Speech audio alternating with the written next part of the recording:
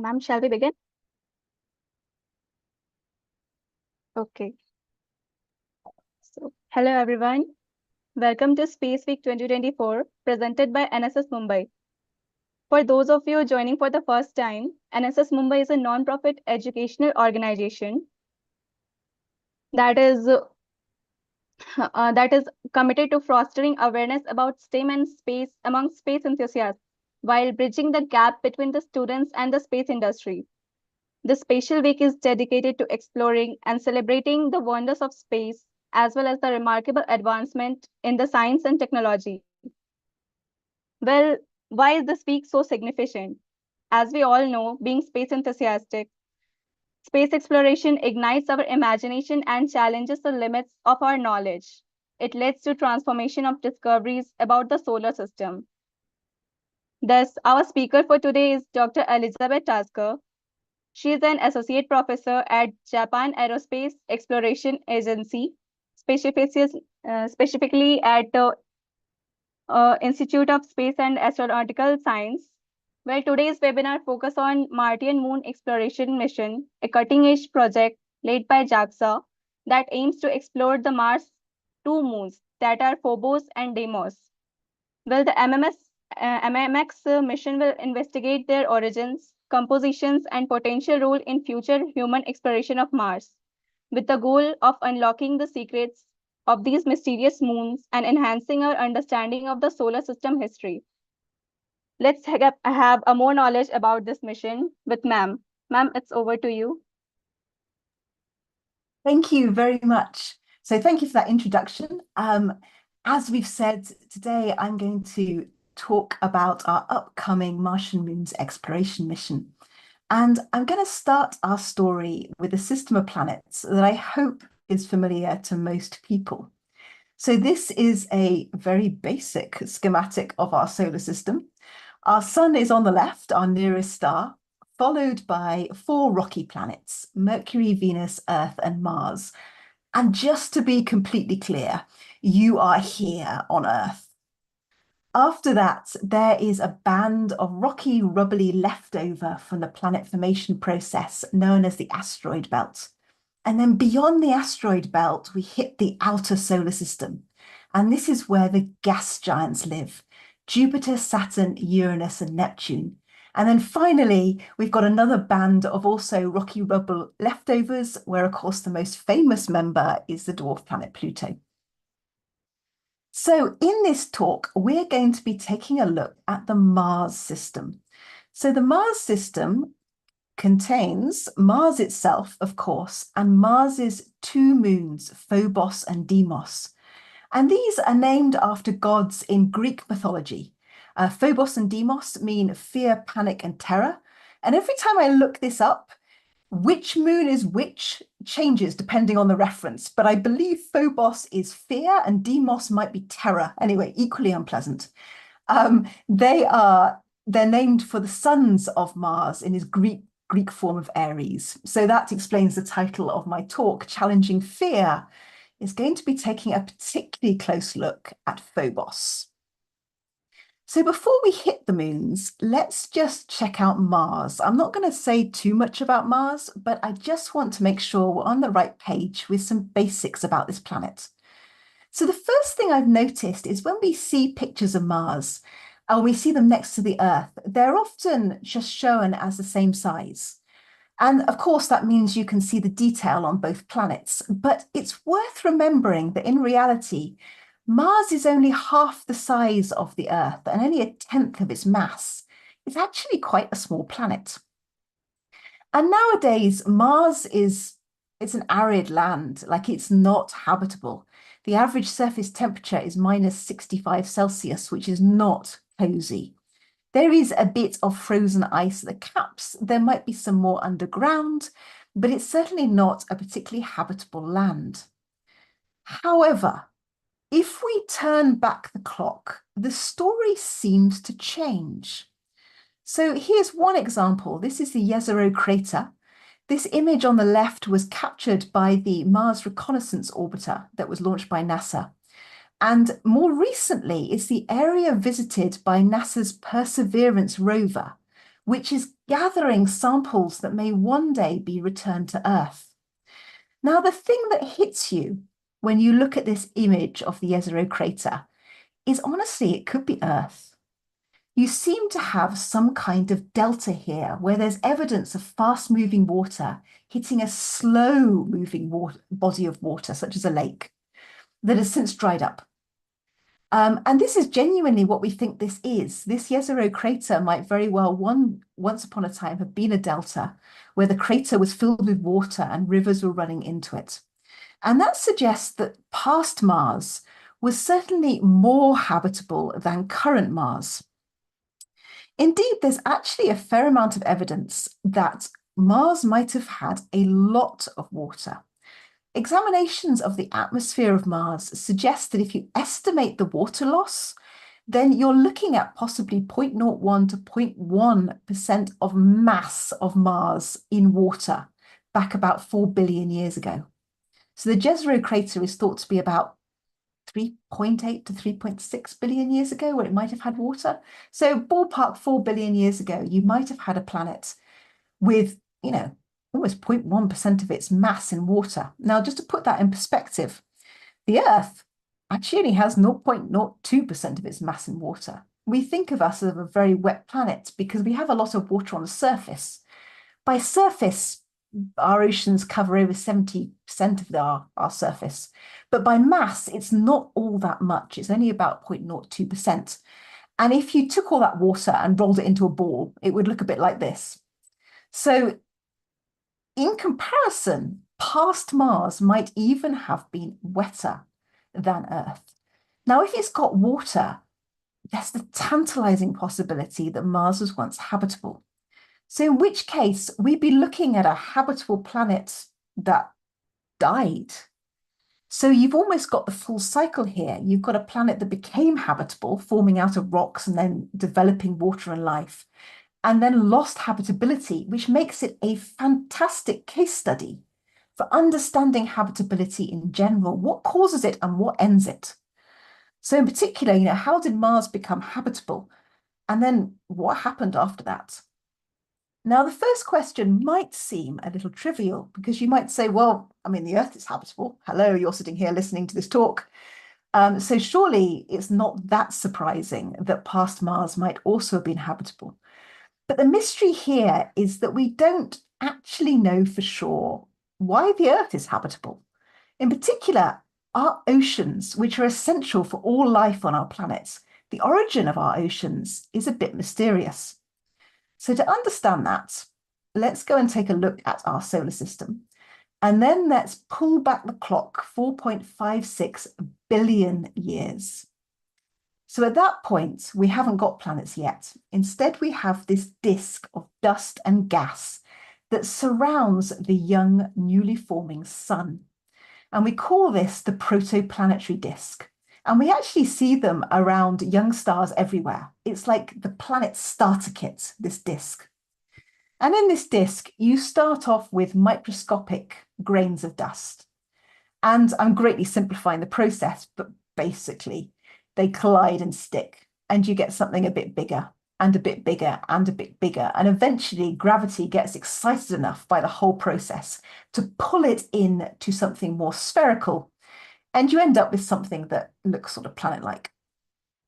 Now, there is one subtlety that's simple but surprisingly important. And that is, if you're forming close to this new boiling hot ball of fusion, you're going to be forming in much higher temperatures compared to if you form further out. And what that means is there comes a point as you walk away from the star where water vapor will solidify into ice. And we call this point the ice line, sometimes the snow line or the frost line. And it's important because if we consider what the planets are forming out of, if you're forming inside the snow line or the ice line, so you're closer to the star, then you would expect to form from rock that doesn't contain any ice. Conversely, if you form outside the ice line, your rock is going to have a mixture of silicates and ices. And the product of that, if you form inside the ice line, presumably would be a dry planet. Whereas if you form outside the ice line, you should get something with a lot of water. And indeed, there is evidence for that. I mean, planets like Jupiter, well, they're gas giants. They're not going to have liquid seas. But if we take a look at their moons, places like Europa, Callisto, and Ganymede, underneath their frozen solid ice surfaces are deep oceans. So they clearly have a lot of ice and water in them. But if we overlay our solar system on top of this picture, we'll see that planets like Mars and the Earth form inside the ice line. So why do they have any water whatsoever? Now, there is more than one possible answer to that question, and a number of theories exist. However, one of the very popular theories is to say, well, wait a minute, we know where the water is, we know where the ice is. The ice is out by the gas giants. And we also know that these planets have very strong gravity. So that means they're going to be scattering material everywhere. And so it's almost inevitable. In fact, I'm even going to say flat out, it's inevitable that some of this icy material is going to be scattered inwards towards the terrestrial planets. And it could be this that acts as a water delivery surface, giving planets like the Earth and early Mars oceans. So in which case, this water will have been passing from the outer solar system to the inner solar system, going through this gateway between these sort of regions of the gas giants through to the terrestrial planets.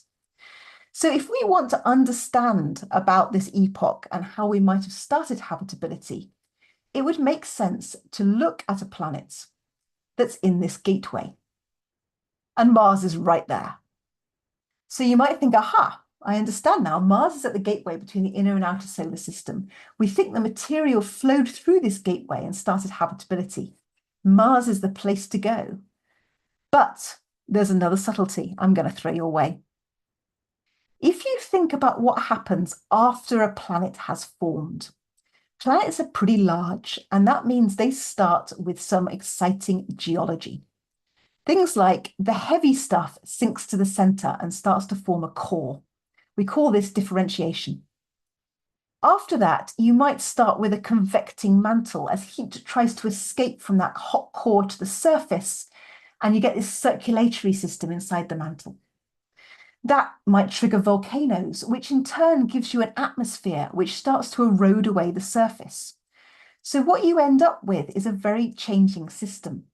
So it's not possible to look at a planet today and know for sure how it started out. However, if your celestial body is small enough that it doesn't do any of this geology, it's not going to change all that much. So smaller bodies, asteroids, comets, and moons, don't change nearly as much as planets. So the sort of molecules and material they start off with, things like hydrated minerals and ices, and even some early organics, are going to be the starting material from when they formed with very little change. So ideally, if we want to know about the early days of habitability, we might want to go to that gateway between the inner and outer solar system, but look for a smaller body than a planet that might not have changed too much. See where I'm going with this? So in particular, how about this one? This is actually a solar eclipse taken by NASA's Perseverance rover from the surface of Mars. And the sun is being eclipsed by Phobos. Now, unlike when we have a solar eclipse where our own moon eclipses the sun, Phobos cannot completely block out the sun's sunlight. Instead, you get this sort of potato-shaped shadow passing across it that partially obscures the sun's surface, but can't do a total eclipse. So this is the reason, scientifically, why these moons are pretty exciting. They're sitting at the gateway between the inner and outer solar system. We strongly suspect that this might tell us about the start of habitability, and they haven't changed a lot since their formation. So now we're going to take a look at the moons, but I'm going to stop for a minute to give us some brief entertainment. In the mission, we made some fun cartoons of the MMX spacecraft landing on Phobos with the rover. And since it's October, this is one of the ones we made a few years ago for Halloween.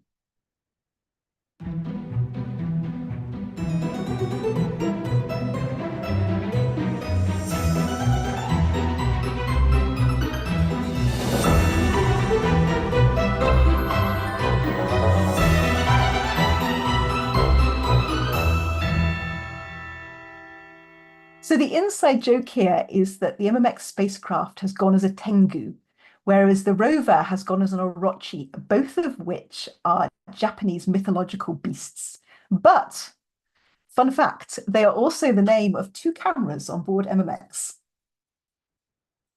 So in reality, this is what the moons actually look like. These are images captured by Mars's reconnaissance orbiter. And it's photographed both the moons, and several spacecraft have done this, but no spacecraft has actually visited either Phobos or Deimos or landed on its surface. They have managed to photograph the moons from the orbit of Mars, but the mission each time has been focused on Mars rather than the moons. So let's look at some fun facts. Both the moons are fairly close to Mars, and they're both pretty small. That's why they're not spherical. They haven't got enough gravity to pull them into a ball. So Phobos is about 23 kilometers across, whereas Deimos is a mere 12 kilometers across. And Phobos is about 9,000 kilometers from Mars. That's about almost 3 Mars radii distance. And it orbits Mars in just over 7 hours, 7 hours, 40 minutes. Deimos is a bit further out. It's at 23,458 kilometers. That's almost 7 Mars radii out. And it orbits Mars in just over 30 hours and 18 minutes. But all of that is quite small and short. So for comparison, our own moon is 3,500 kilometers in size, and it orbits at 384,400 kilometers. And I hope you know, takes approximately 1 month to do so, at 29.5 days. And that's actually 60 Earth radii out. Now, the proximity to Phobos and Deimos has a few interesting side effects. One of these is that if we now look top down on Mars and the moons, Mars, a Martian day, so one spin of that planet, takes just over 1 Earth day, 24 hours and 40 minutes. But as we mentioned, Phobos is going to do it much quicker, in just 7 hours and 40 minutes. So as Mars rotates, Phobos actually pulls ahead of the planet's rotation. And this causes what we call tidal drag, where the planet pulls back slightly on the moon. And the result of this is that Phobos is gradually inching closer to Mars itself. It moves in at not a particularly fast rate, but at apparently 0.18 centimeters per year. But it does mean eventually Phobos is either going to crash into Mars, or it will get close enough to the planet that the gravity will rip it to pieces. And that's going to happen in about 50 million years. So the important thing to note is there is a time limit on the time we have to visit Phobos. It has to be in the next 50 million years, or there's not going to be a moon there. Now, Deimos, by contrast, is inching further out, also at a very slow rate. And interestingly, so is our own moon, also moving very slightly out. But this brings us to MMX, the Martian Moons exploration mission. The planned launch is in fiscal year 2026. We aim to reach the Martian sphere, so Mars and the 2 moons, get into orbit there in 2027, and return to Earth with a sample collected from Phobos in 2031. And I'm going to show you a video that goes through the basic operations during that launch. There is some quiet background music, but I'm going to talk over it because there's no commentary. So let's give this a go. So here's Mars and here's Earth, not at all to scale. And we will be launching from Japan's Tanegashima Space Center, which is in the south of Japan. We're going to launch in fiscal year 2026 on JAXA's new H3 launch vehicle. Now, the spacecraft itself is actually in 3 modules. There's the propulsion module that will get us to Mars, the return module that will get us back from Mars, and the exploration module that's going to help with the landing. And then in 2027, we should reach the Martian area, vicinity of Mars. At that point, we ditch the propulsion module because it's used up. And so we've now got exploration and return. There is a lot of instruments on board MMX, and the first thing it's going to do is remote observations of Phobos. It will also do a flyby of Deimos before the end of the mission. And one of the cutest things it's going to do is drop a rover called Idefix that was developed by the French and German space agencies to the surface of Phobos. After that, MMX will land and collect samples. And it actually has two different ways of collecting a sample. The first is the sea sampler, the Cora, which will drop down about 2 centimeters into the ground, we hope, and collect a sample from below the surface. The second is the pneumatic sampler that was developed by NASA, and that has a more vacuum-like system to collect surface material. After that, the spacecraft will leave Phobos and go back into orbit, and then head out to Earth. It will lose the exploration module at this point and come back with just the return module, which includes the sample return capsule. And Earth return is planned for fiscal year 2031. So once back at Earth, the sample capsule will separate and land on Earth. And the most likely place for the landing will actually be the Australian desert. This is where we landed our previous missions, Hayabusa and Hayabusa 2 sample return capsules. And we're currently discussing with the Australian government about that. And it will come down on a parachute, but with a heat shield to protect it from atmospheric re-entry, then jettison the heat shield and land on Earth. And then once it's there, it will be collected and squirreled away to our curation facilities in Japan. So here is a one-slide overview. The thing I want to emphasize is how international this mission is. So we have the rover Idefix that's been developed by the French and German Space Agency. We have a second sampler that's been contributed by NASA. And we have 2 instruments, one that's been contributed by France, MERS, the infrared spectrometer, and also the gamma ray and neutron spectrometer that's called Megane, also means glasses in Japanese, that's also been developed by NASA. And both MERS and Megane will be looking at moon composition. And then I mentioned the Tengu and Orochi cameras, which will be photographing images of the moon, the LiDAR to measure altitude. There's a dust monitor, a mass spectrometer, interplanetary radiation monitor, which I'll mention a bit later, and some very high-resolution cameras. So one of the first things we want to know is, how did the moons form? As I mentioned, these are a little bit like time capsules of early planet formation.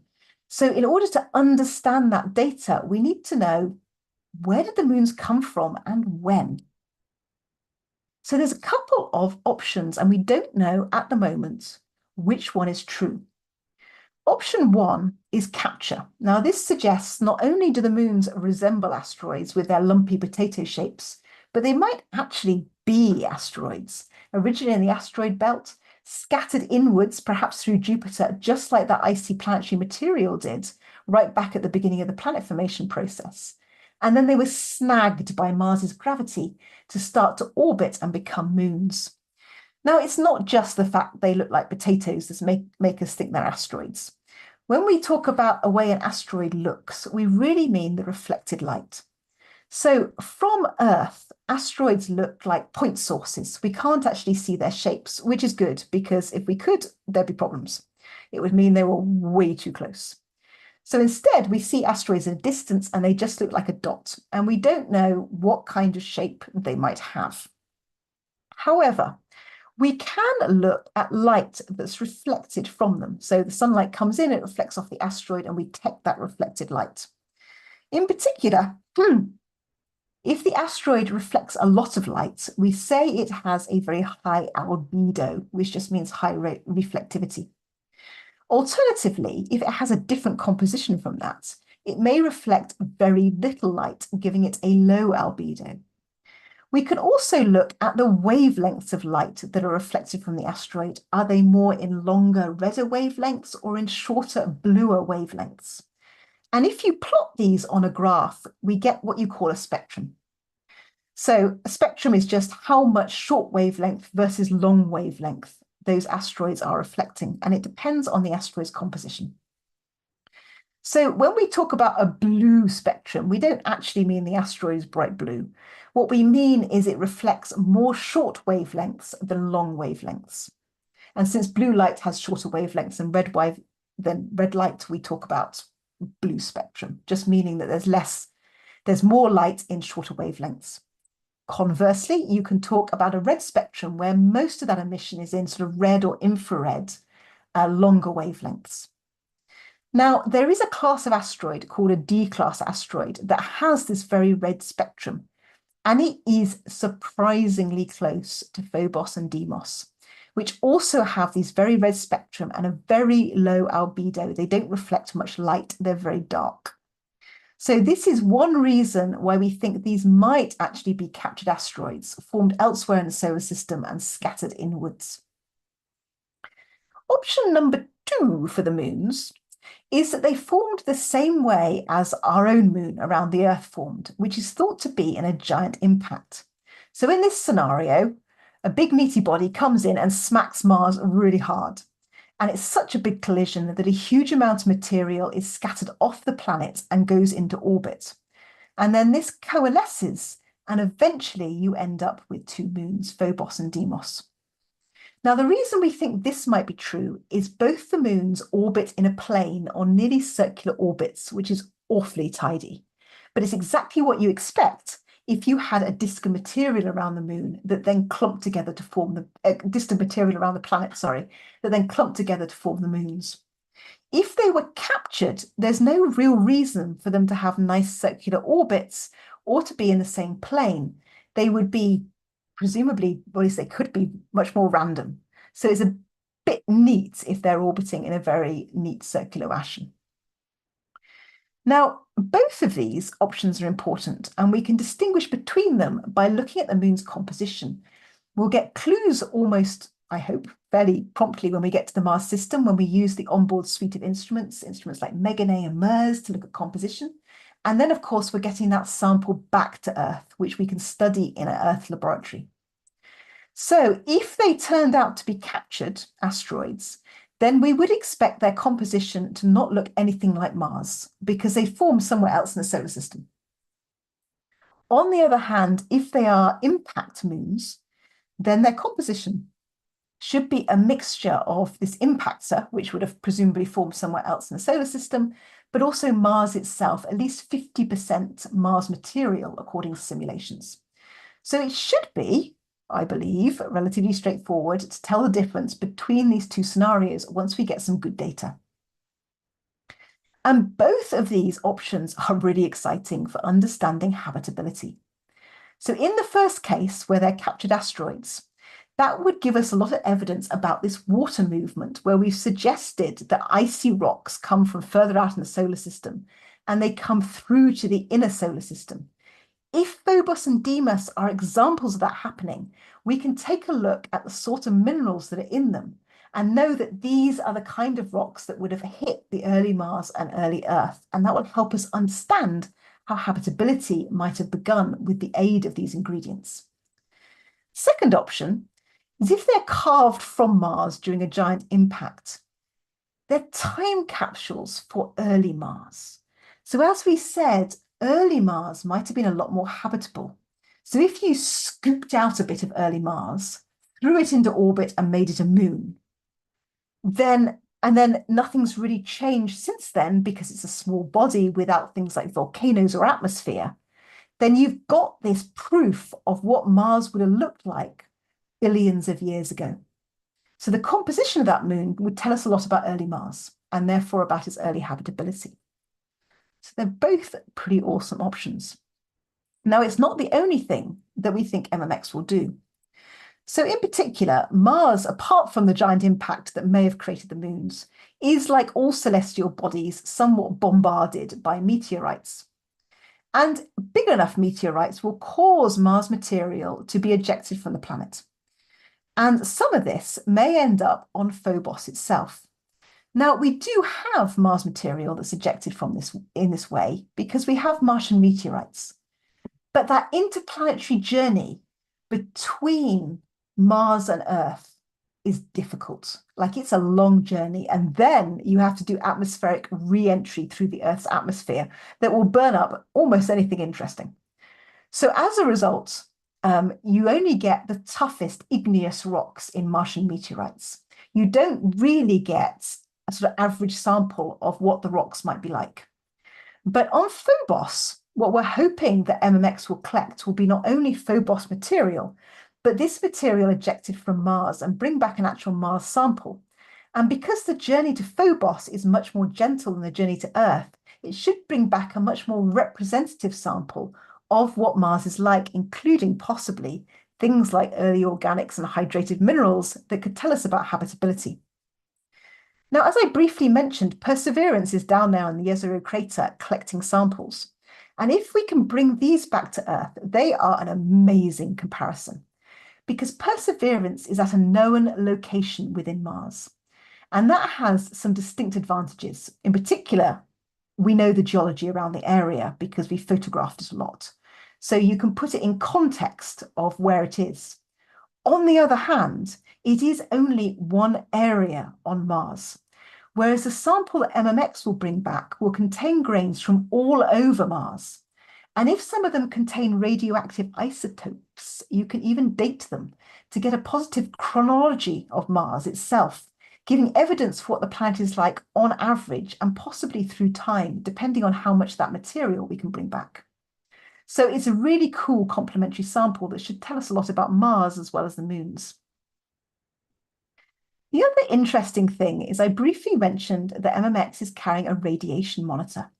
And one of the reasons for that is possibly in the future, humans might consider a crewed base on Phobos. This has some advantages over Mars itself. In particular, Phobos has much lower gravity, so it could prove to be easier to put a human base on Phobos and then launch and come back down on Phobos rather than having to deal with Mars's higher gravity. So in order to know if this is feasible, one of the questions is how much radiation would a human crew be exposed to in and around Phobos? Because obviously very high energy radiation is dangerous. So this radiation monitor that's on MMX is going to be measuring very high energy particles coming from the sun in the vicinity of Phobos to find out about the radiation levels and how they might pertain to a future human crew. So I'm going to move on in my third part of the talk to talk a bit about mission engineering and details. But I have a second Halloween cartoon for us to see first.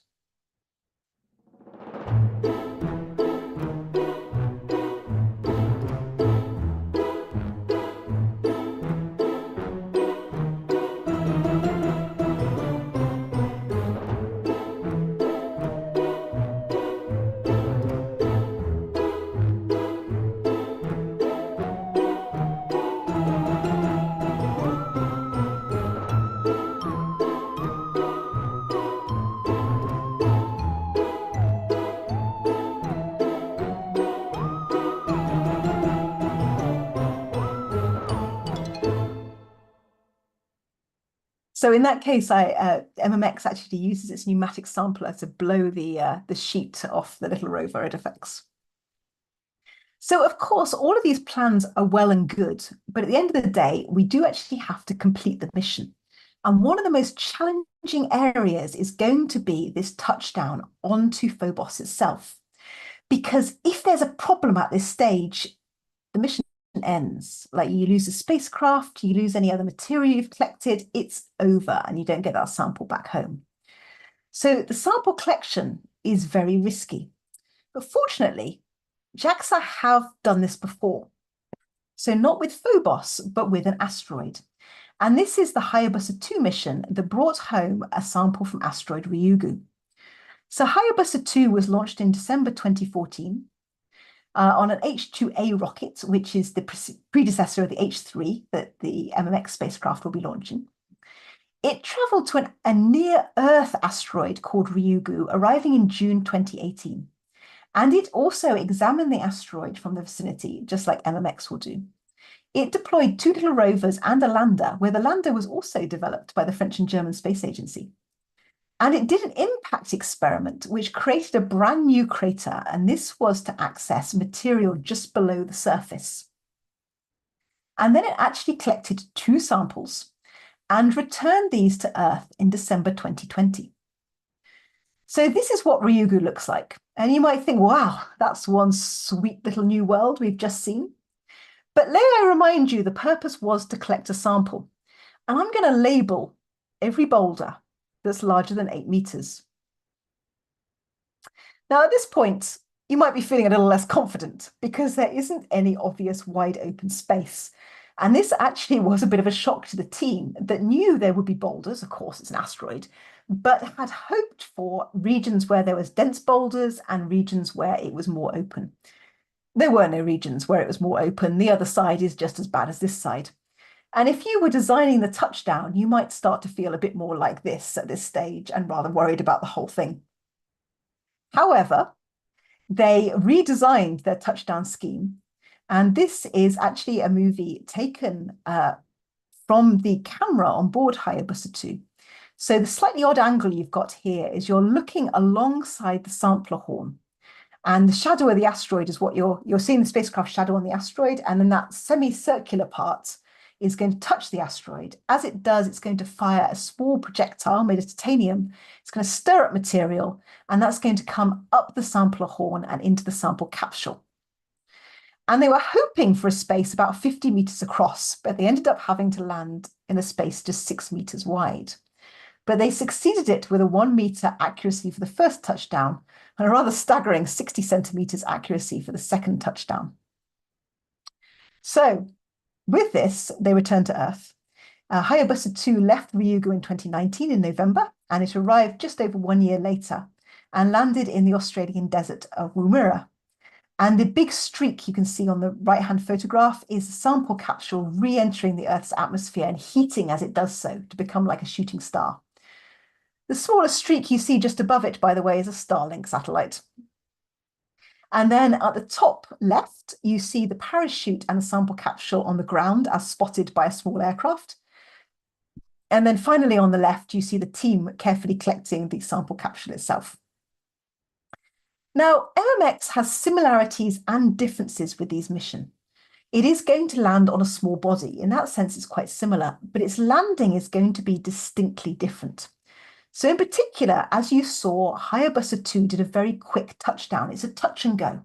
It doesn't really land so much as touch the asteroid surface, grab material, and come back up straight away. And in order to get subsurface material, it used an impactor, which basically created a hole, and then it scattered the subsurface terrain material, and it was able to collect the same sample. It was able to collect some of that sample. MMX is going to go more directly to Phobos' surface, and the whole landing procedure is going to take about 2.5 hours, with the actual sampling with the sea sampler taking about 90 minutes. Now that 2.5 hours is daylight. It's got to do it within 2.5 hours because that's daylight on Phobos. So if it wants to operate at night, it would have to carry a very heavy battery, and that wasn't really feasible within the mission weight. So as a result, it is on the clock when it comes to doing that sample collection.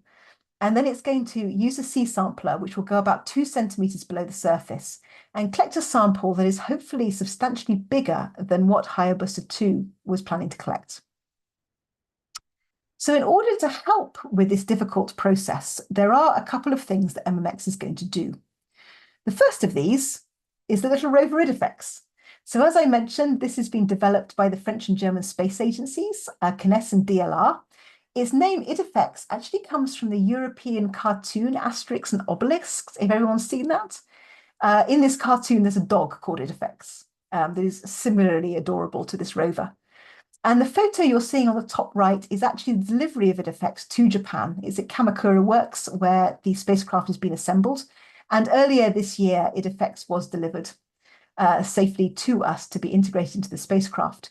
And you can see on the actual image, the wheels are kind of compacted against the side of the rover.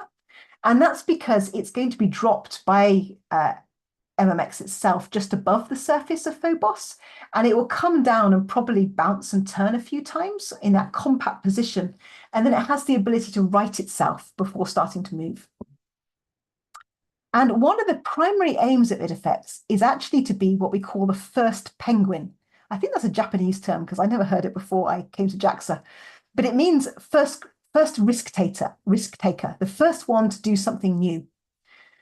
So this first penguin is going to be the first spacecraft ever to land on Phobos. And it's going to give us some key information about that Phobos surface. Like, is it hard? Is it soft? What are the size of the boulders? All this information IDFX is going to be able to tell MMX and make the landing a lot safer. So I have this little video of actually the two PIs for IDFX from CNES, the French Space Agency, and DLR, the German Space Agency, talking with the JAXA project manager, Kawakatsu-san, and discussing, it's actually a longer interview, and if you scan the QR code, you'll see the whole thing on our YouTube channel. But this was the last question we asked, and I said, what would be the one thing you want people to know about IDFX and the MMX mission? And they're going to discuss the unknowns. What would be the one thing you'd want them to know about the IDFX project? One message would be in particular that many things that you discover on Phobos, or that we think we will discover on Phobos, are counterintuitive. You cannot imagine what happens there. So, for example, if you think about the rover is moving really slow. It's moving the speed of a snail, more or less. But since the rover is 30 kilograms of mass, but the force that it exerts onto ground is like an envelope, and will basically hardly have any contact to the ground. So it will be rather flying than driving, even though it is slow like a snail. And in many, many places we have seen that our intuition is not exactly what the rover will do on the surface, and simulation has shown that, and without simulation we would have gone into the trap in multiple places. Technical point of view for the rover, I think in 25 kilograms we have everything to perform, to drive, to navigation, to perform some science, to communicate, to have the power in just 25 kilograms. And this is very highly integrated to have everything in a very limited mass budget. Definitely. This was a constant struggle over the entire project. Yes. We promised Kawakatsu-san that we will be in the mass limits, and we are. What I want to say from the spacecraft side is to operate the multiple systems on orbit is a very difficult and complicated things. That means that there are many unknown the accident happens. If we find something anomaly, we have to think about which part has a trouble, and that causes us to make solving the problem much difficult, and we have to tackle it. So in the end, to overcome those, we have to make the preparation of the operation as well as the training of the operators. So as you could see, there's a lot of training and simulations and preparation, because actually we don't know what awaits us on Phobos because no one's ever gone there before. So one of the other things that MMX will do that is also going to adopt from a previous mission is what we call image matching navigation. And that's going to help MMX autonomously very accurately find its target landing site. And this actually comes from the SLIM mission that is a JAXA mission that went to our own moon at the start of the year. And the goal of the SLIM mission, it was actually a technology demonstration mission. And it was to land with what we called a pinpoint landing. Now, most lunar missions only land within accuracies of tens of kilometers because the trajectory is all controlled from the ground, and then the spacecraft follows that trajectory, but it can't make any corrections on the fly.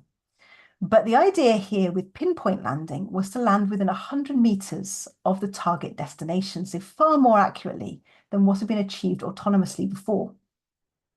And the way SLIM did that was through this image matching navigation. And the idea here is that as SLIM went over the surface of the moon, it took photographs of the terrain below it, in particular of the craters. And it compared this pattern of craters with onboard maps. And from that, it knew exactly where it was autonomously by itself. And therefore it can say, aha, okay, I'm with where that red Google pin is. I'm aiming for the X. So if the current trajectory was going in this direction, SLIM could autonomously correct to go in the correct direction. And therefore, be able to adjust its position on the fly, which wouldn't have been possible with control from Earth. And the result of that was that it could land much more accurately. Now, this is actually a button that was used on the night. So being a technology demonstration, of course, you never entirely know if it's going to work okay. So this was the okay or not okay button, which several members of the SLIM team were using on the night. And what they were doing was they were rapidly comparing images. They were comparing the image of where SLIM thought it was with the image of what SLIM was photographing on the moon. And ideally, those two images should match, and in which case you hit the OK button and carry on. But if they end up not matching, you had to hit the stop button in the hope of being able to stop SLIM going off course. Fortunately, on the night, everything was okay, and they didn't need to intervene with SLIM finding its own trajectory. Now, SLIM landed successfully on January 20th at the start of this year on a soft landing, meaning that it did not crash. It was a gentle touchdown and all instruments worked. And here is an image captured by the camera of the lunar surface taken by SLIM. However, in space, nothing really goes entirely as you plan. And you might notice there that SLIM is sitting at a slightly odd angle. That is not just my drawing. So here is an image that was captured by the LEV-2 or SORA-Q rover that was released just before SLIM hit the lunar surface. And SLIM is indeed on its head. It's a soft landing. It's a very gentle landing. There is no problem with any of SLIM's equipment, but it is at almost 90 degrees to where it should be.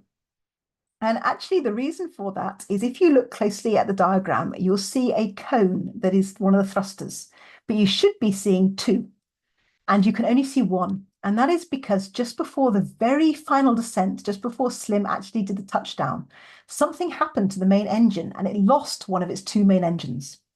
Now, SLIM was still able to make a soft landing on one engine, but with much less control. So as a result, the orientation tilted and SLIM came down gently on its head.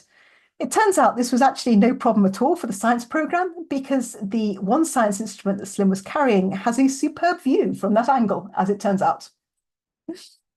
So it ended up 55 meters from the target site, which was very nicely inside the 100-meter goal. But more importantly, just before that final descent, when we lost our main engine, the pinpoint accuracy technique was within 10 meters, possibly even within 2 to 3. So that image matching navigation worked super well.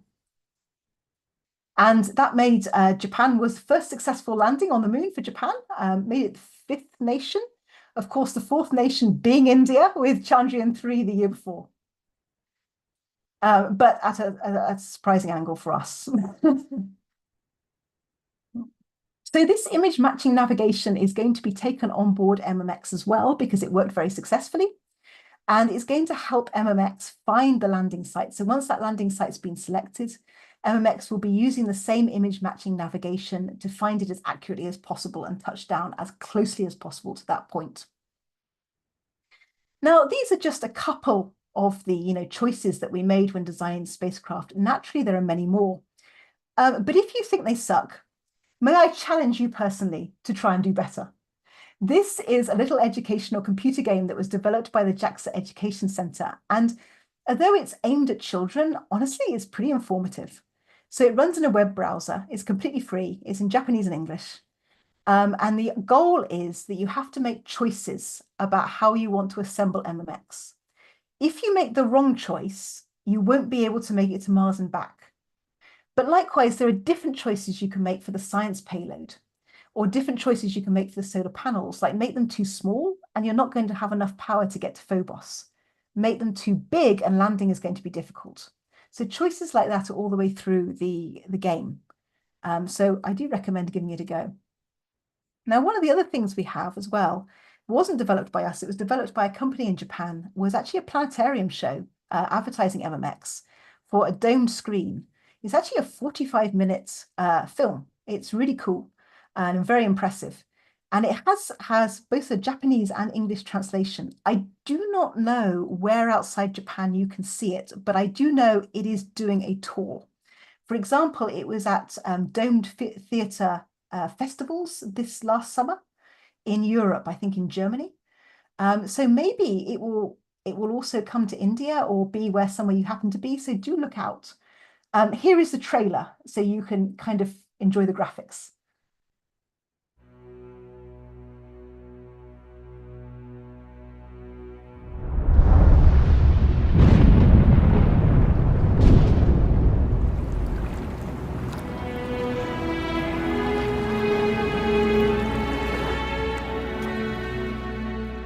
To answer that question, we have launched many space probes, persevering through many failed missions. And now, a new mission is about to begin.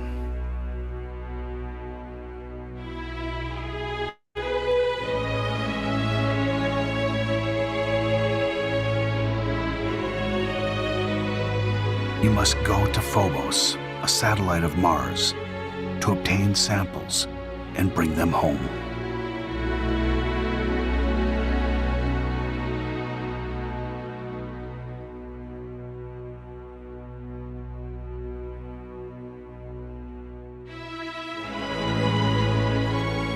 We will not give up in our quest.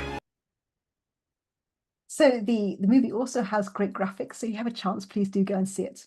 Now, very finally, I would be amiss if I didn't talk about another mission that we are planning in parallel with MMX, which of course is LUPEX, which is going to the lunar poles, and it's a collaboration mission with JAXA and the Indian Space Agency, ISRO. And the plan for LUPEX is going to be to head towards the south pole of the moon to look at potential resources such as frozen ices that a human crew might be able to use in the future. So here's some ways you can stay in touch. We have X feeds now for ISAS, which is the institute at JAXA that is running MMX, and for MMX itself, and also the ISAS blog, which covers lots of different missions, but quite often MMX. Thank you very much. Thank you so much, ma'am, for this really informative webinar. It was really, really very interesting. And especially the way you showed that Halloween costumes. I like both of the costumes very much. Thank you very I will much. definitely plan to use them somewhere. Now I'd like to take some questions from the audience. So if anyone is having any question, you can just share your question in chat or raise your hand.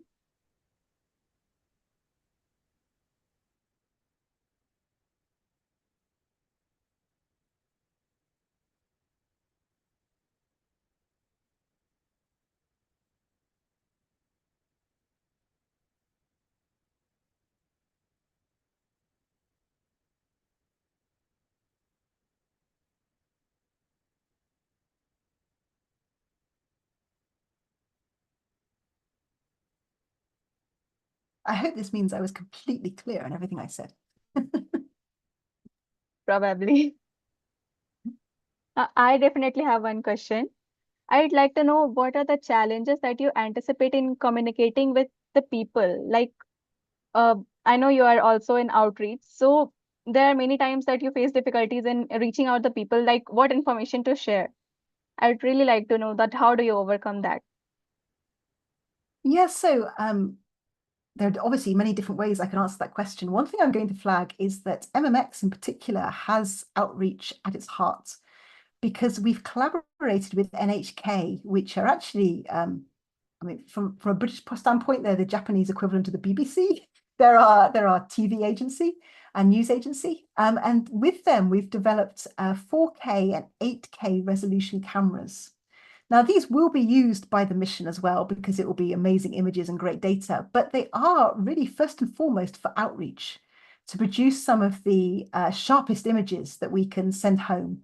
So some of these will be sent directly, and others will actually, because of the big file size, be saved on a chip that's inside the sample return capsule. And that will land with the Phobos sample. And so we'll have some of, we hope, the best images ever taken of Mars and its moons with these cameras. And that is to bring people on this journey. I mean, MMX science, it's about how we began. Like, everyone should be able to share in it. And so it's really important to the mission team that we are able to share as much as possible. So that's One answer I could give.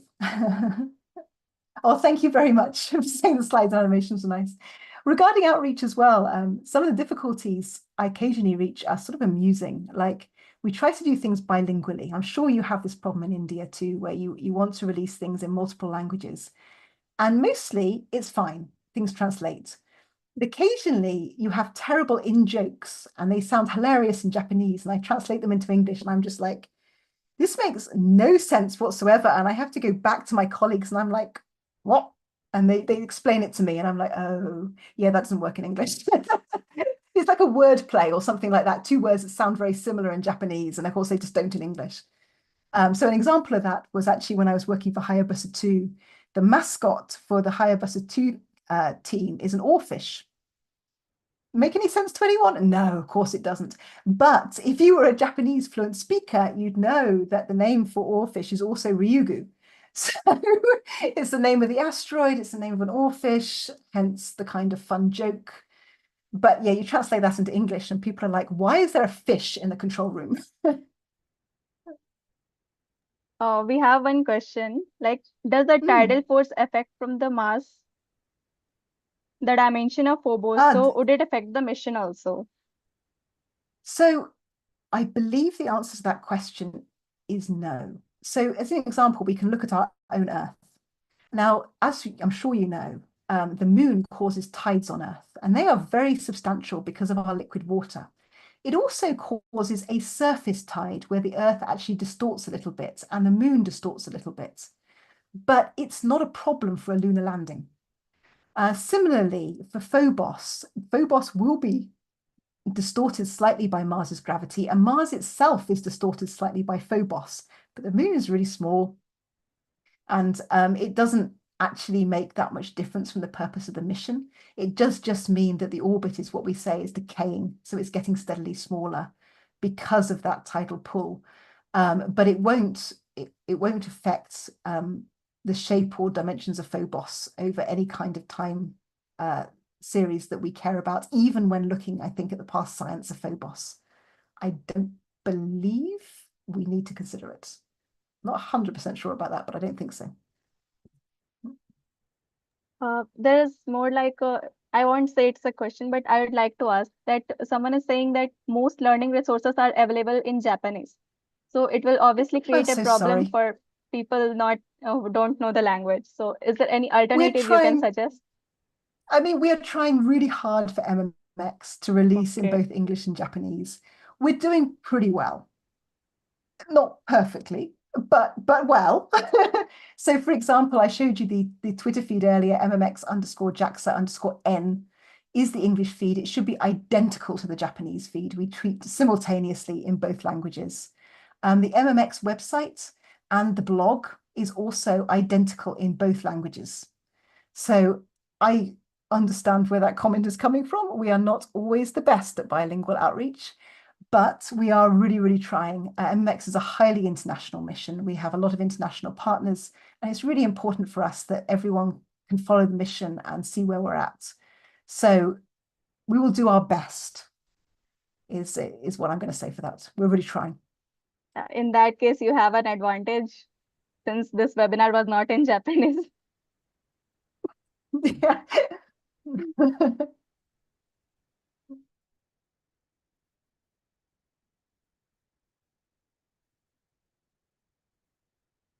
Oh, Deimos. Yes, sorry, I just seen that question. I plan to explore Deimos as well. Briefly is the answer. So the plan is that before MMX leaves the Martian system, it will do a close flyby of Deimos and turn its instruments on Deimos. So the flyby will not provide as good a data as what we're going to get for Phobos, but it should still provide good, if not better, data than has ever been got before for Deimos. And it should be enough, for example, when we want to talk about the origin of the moons, to confirm that the two moons have the same composition, so that we're not seeing something wildly different on Deimos, as an example. And we should get high-resolution images of Deimos's surface too. In that case, can we expect same missions like landing just like Phobos in coming future? It would be awesome, wouldn't it? I mean, it may depend Yeah. on what we find at Phobos. I mean, I think regardless of what we find in Phobos, someone should go back to Deimos. Come on. But I think MMX will be the first start, and depending on what we find there, then we might get a follow-up mission to Deimos. And of course, if we end up with crewed missions that go to the moons, then hopefully they'll be explored quite thoroughly. I also have one more question. How much similarities in data do you think these two moons will be having? Depends how you believe they formed. So if you believe that they are a result of an impact, they should be pretty similar.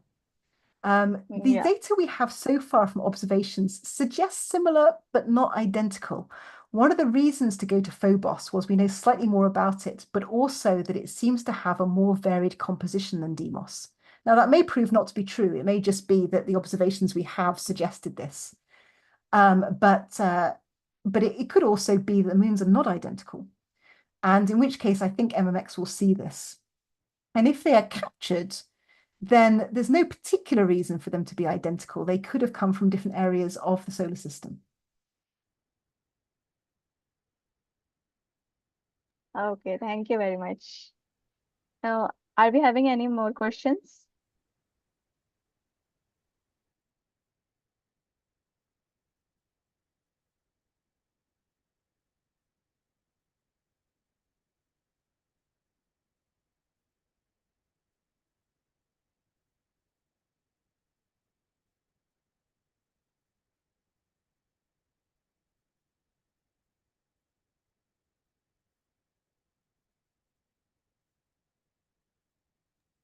Well, I guess no more questions coming from audience. Well, thank you very much for listening, everyone. Thank you so much, everyone. And thank you, ma'am, for giving us so beautiful webinar. And I really, really adore your slides. We were talking, we were already talking. Like, I don't know if you noticed or not. I was just clicking screenshots. I will use them later. I'm so sorry. I'm really glad you like them. Thank you very much. Yeah. Have a lovely evening, everyone. Oh, okay. One more question. Where to get the slides? Sorry. Yeah, I don't have them out publicly, I'm afraid. Okay.